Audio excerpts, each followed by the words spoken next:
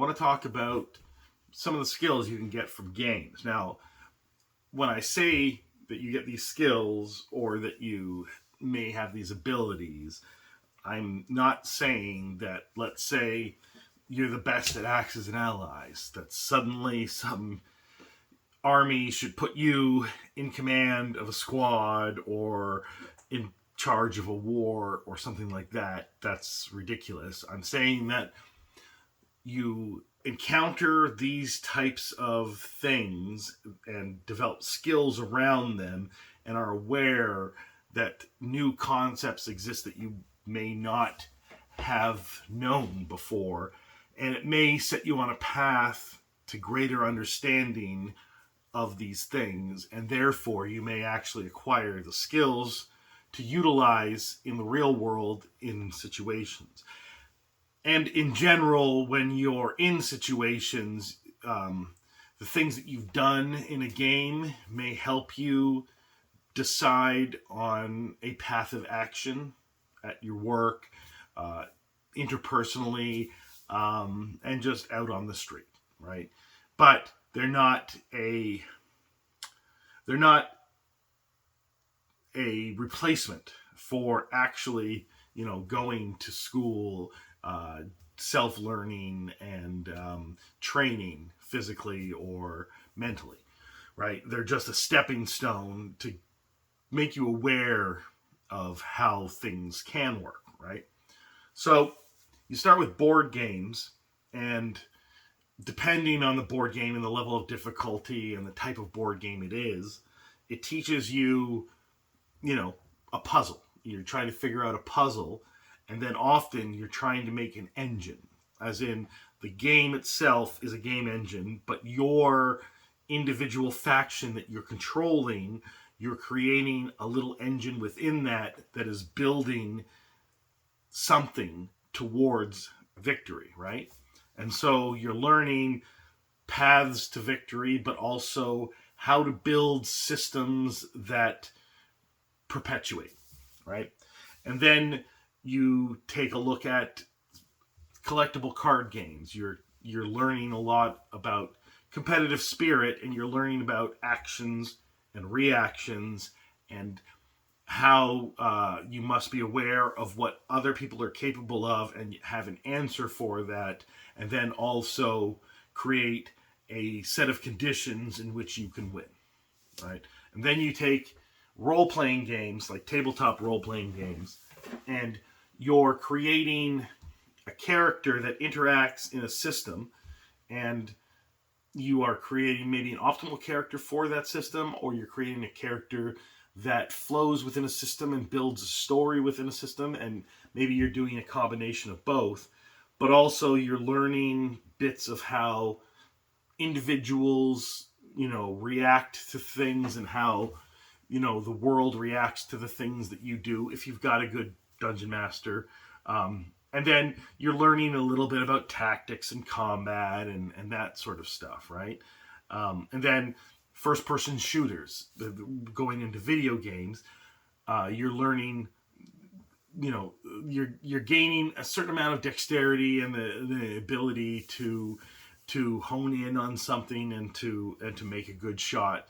You probably are actually improving your aim and your ability to shoot. So if you went out on the shooting range before you played a first-person shooter, and then went out afterwards, you would have improved. However much, probably slightly, and the more you do it, the more you improve.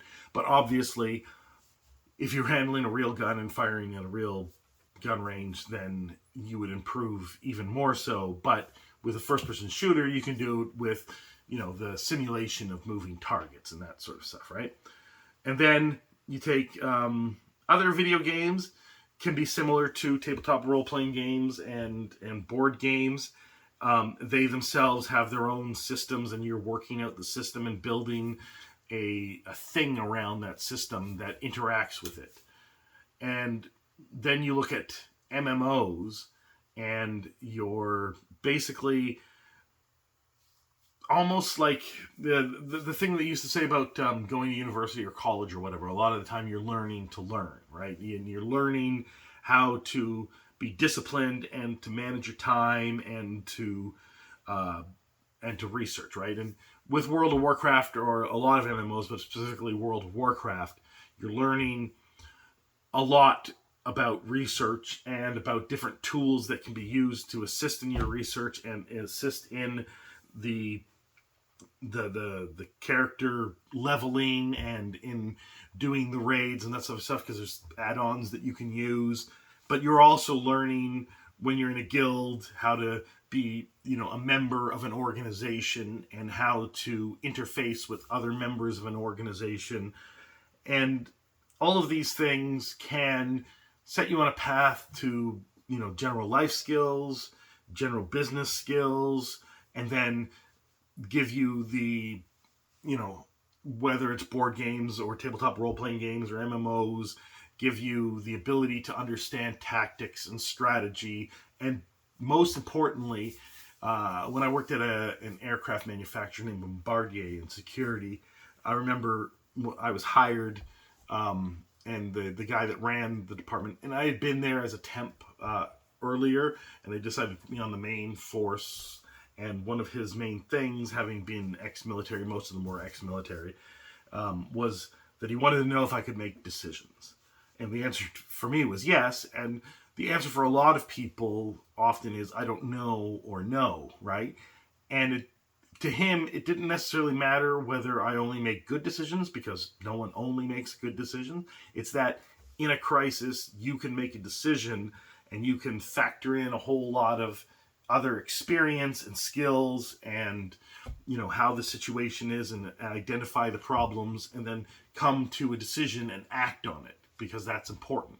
You can't just stand there when a plane is on fire and do nothing and try and figure out what you need to do. You need to act immediately, whether that's calling on the radio immediately to everyone else, or whether it's getting equipment ready to deal with the issue, or whether it's cordoning off an area. All these things are things that you learn in games, and then learn that these are concepts that you can expand upon and improve your skills by finding other places to expand the learning, right?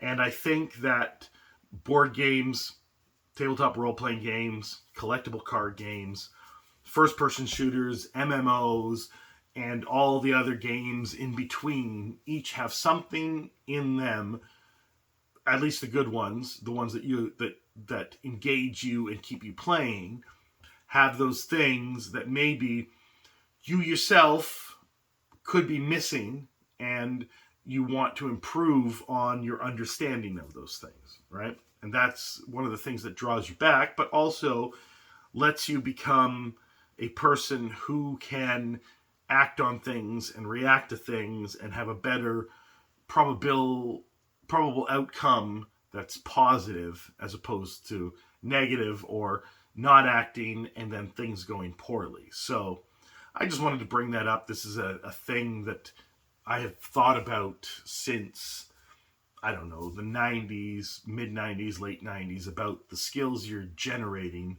when you play these games, and that it's not necessarily just about entertainment. It's not necessarily just about having a fun time with your friends, and it's not just about being the best at a game. That there are other tangible benefits. And if you can think of other things, or you think I'm way off base, or you just want to agree, let me know in the comments below. Have a good day.